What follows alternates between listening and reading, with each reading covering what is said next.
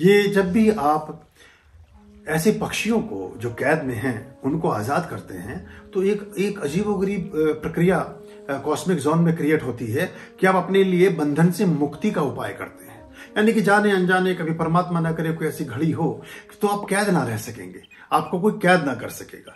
या कोई ऐसा, अगर कोई ऐसी सजा, कोई ऐसी चीज की घटना कभी जीवन में ना घटे किसी के, लेकिन अगर हो गई तो आप जेल जाने से बच जाएंगे। बहुत छोटी सी एक विधि है ये।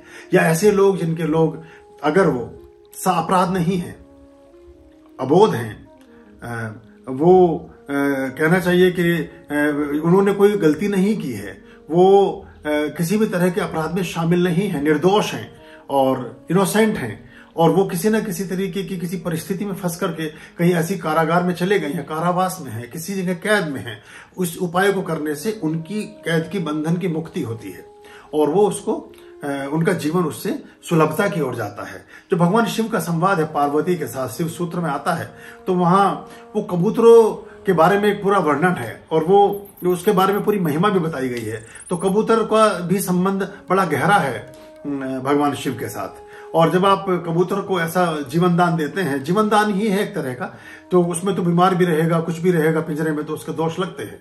तो अगर कभी ऐसा करते हैं, वर्ष में 5 वर्ष में, अपने जीवन में 2-4 बार ऐसा कर लेते हैं अलग अलग कालखंड में, तो ये बहुत सारे तरह के शुभत्व को आपके जीवन में प्रतिफलित करता है, उसको बढ़ाता है और आपके जीवन को अच्छा और श्रेष्ठ बनाता है।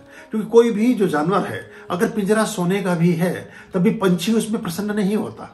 कैद कैद है, कारावास कारावास है, जो अप्रियता है वो प्रियता है। कितना भी सुखकर वातावरण आप रख दें, लेकिन अगर आपके मन में स्वतंत्रता नहीं है तो जितने भी प्राणी जीवन में है, प्राणी क्या, पेड़ पौधे भी।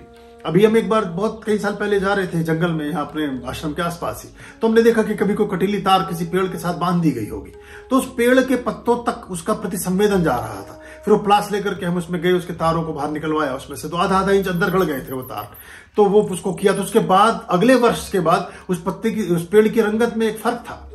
तो पेड़ भी जैसा स्थूल चीज जो मूवमेंट में नहीं है, जो चलायमान नहीं है, जो उस तरह से जीवन की प्रति संवेदनाओं में समाहित भी नहीं है, उस पर भी प्रभाव आता है। तो जो जीते जागते प्राणी हैं, जिनमें प्राण है, जिनमें आत्मा है, जिनमें उनका जीवन का पूरा एक सरोकार और संस्कार छिपा है, उन पर कितना उसका प्रभाव आता होगा, कितनी नेगेटिविटी और कितनी बाकी चीजों का उसके जीवन के साथ एक बनता होगा संबंध।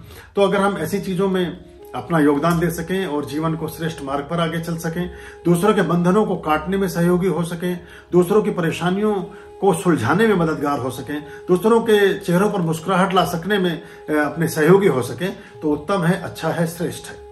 ओम स्वस्ति अस्तु। ओम नमः शिवाय। आर्याम अभयाम भज रे चित संततम आर्याम